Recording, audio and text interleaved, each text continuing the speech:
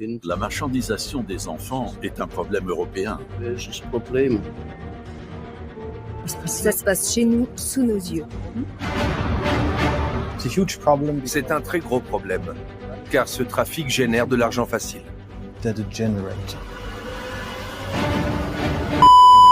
Vinted est un marché en ligne communautaire initialement lancé en 2008 qui permet de vendre, d'acheter et d'échanger des vêtements et des accessoires d'occasion. Fondé initialement par Justas Janoskos et Milda Mitkouti, Vinted génère des millions d'euros par an. Et si derrière cette appli au fonctionnement simple et ludique se cachait quelque chose de bien plus sombre? C'est un grave problème de société et tout le monde préfère regarder ailleurs. Le trafic d'enfants recouvre différents délits. Séquestration, pédopornographie, adoption illégale, exploitation par le travail, mendicité et vol, prélèvement d'organes et surtout prostitution forcée. Il existe des organisations qui se livrent au trafic d'enfants et à leur exploitation sexuelle. Ce ne sont pas des actes isolés, c'est bel et bien de la criminalité organisée. Et il s'agit d'un marché très lucratif.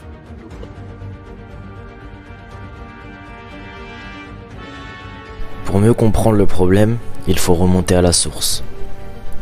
Tout est initialement parti d'une blague en 2018 d'une fillette qui aurait été vendue par ses parents sur Vinted pour une somme d'environ 1000 euros. Selon leur témoignage et celui de leur fille, cela n'aurait été qu'une blague de mauvais goût pour amuser les internautes. Et si en réalité cela n'avait pas été une blague, mais bien l'origine d'un vrai problème sur internet et la mise en lumière de celui-ci. Alors par origine, j'entends bien sûr pas le premier élément, mais peut-être le premier élément mis en lumière. Nous savons que la pédophilie existe depuis toujours, et encore plus depuis l'apparition d'Internet et l'accès à l'information et à la facilité de discussion avec n'importe qui, n'importe où et n'importe quand, sous n'importe quelle identité. C'est le 16 novembre que l'utilisateur Alphanumérique 2 met en lumière ses pratiques sur Vinted lors d'un thread. Ce thread dénonce et montre les annonces un peu loufoques que l'on peut retrouver sur l'application, présentant pour la plupart du temps des jouets pour enfants, avec une description sur la taille, sur l'âge et un prix exorbitant, avoisinant souvent les 10 000 euros. Tout de suite, ce thread prend énormément d'ampleur et il suffira de quelques jours pour que le thread atteigne plus de 5,4 millions de vues et soit relayé par plus de 16 000 personnes.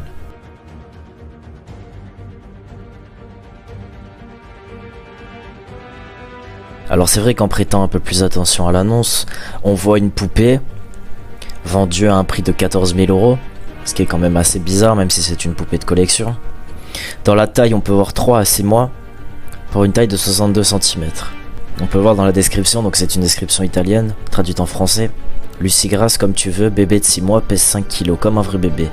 Posez-le comme vous le souhaitez, articulé, pièce à convenir. Vous pouvez voir que ces annonces suivent souvent les mêmes principes et la même configuration. On a un prix d'un certain montant, on a une indication sur la taille, sur l'âge, sur l'état, très bon état, prématuré jusqu'à 44 cm, et un prix bien sûr exorbitant, un prix qui ne devrait pas être affiché pour un produit de cette gamme-là. Ce ne sont pas des objets de collection, ce sont simplement des objets d'occasion revendus. Les internautes ont épluché la plateforme à la petite cuillère et vous pouvez voir qu'en réalité c'est souvent le même genre d'annonce qui ressort. Un prix très élevé avec bien sûr des caractéristiques sur la taille et sur l'état. Parfois certaines annonces font plus froid dans le dos que d'autres. 10 000 euros parce que j'ai envie en fait. Elle a très peu été utilisée et elle est petite. Et puis finalement portée par une personne de valeur, ce qui a permis à une combinaison basique d'accéder à un rang social plus élevé. Quand nous épluchons la plupart de ces articles et leurs descriptions, nous pouvons voir que la plupart sont effectués sous une remise en main propre. Remise en main propre, d'un montant allant jusqu'à 15 000 euros parfois. C'est un peu bizarre, vous me direz.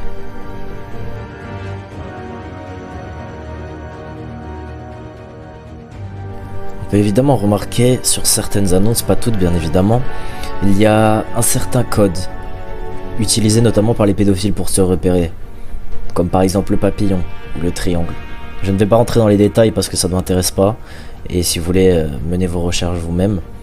Mais on peut voir sur certaines annonces qu'au final, ce code-là apparaît. Et en réalité, on se rend compte que ce n'est pas seulement réservé à Vinted, mais que cette gangrène ravage plus ou moins les réseaux. C'est le cas de Cdiscount, Le Bon Coin. Toujours souvent les mêmes types d'annonces, exactement les mêmes qu'on peut retrouver sur Vinted. Alors malheureusement, je ne pense pas que cela soit parti de Vinted, puisque ces sites existent depuis bien avant.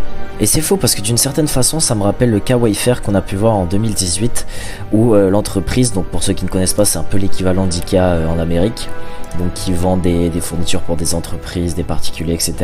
Et cette entreprise a été accusée de promouvoir un trafic d'enfants, ou d'héberger du moins un trafic d'enfants et un trafic sexuel sur leur site directement. Parce qu'en fait, si on fait un peu plus attention, on pouvait voir que c'est parti de base du fait que certaines de leurs annonces comportaient des noms avec un certain prix, un prix exorbitant comme d'hab, qui portaient le nom de personnes disparues des jours ou des semaines auparavant. Et en fait, ça a été le cas plusieurs fois. On a même une personne qui s'est filmée en train de commander un article qui, lorsqu'on le commandait, pré-remplissait le nom Precious Harry.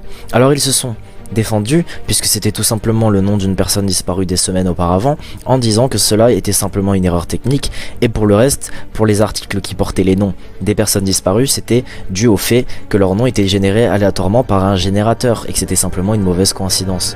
Nous pouvons également évoquer le cas de Yandex, qui est une entreprise russe, spécialisée notamment dans la recherche internet, l'équivalent de Google, qui a été créée en 1997.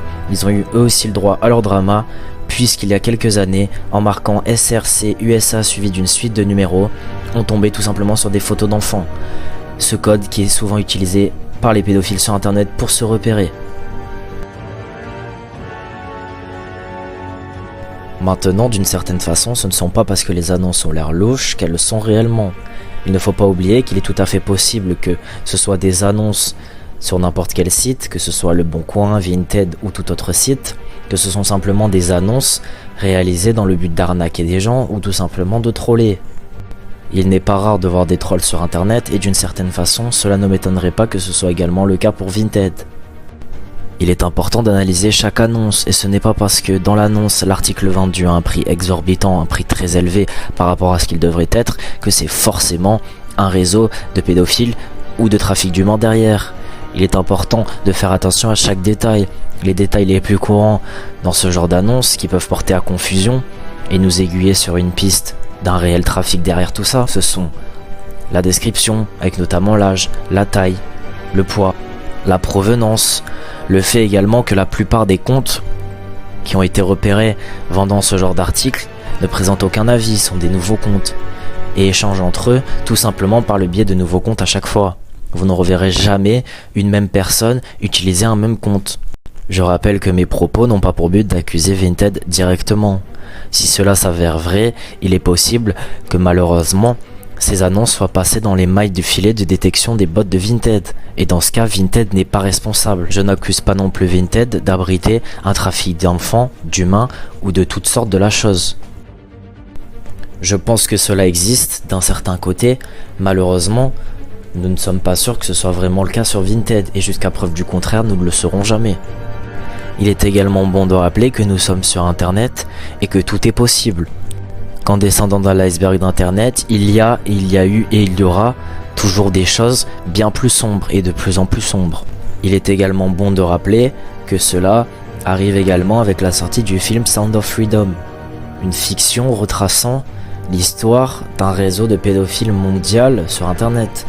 Chacun est libre de penser ce qu'il veut, j'ai donné mes arguments, alors vous, qu'en pensez-vous ?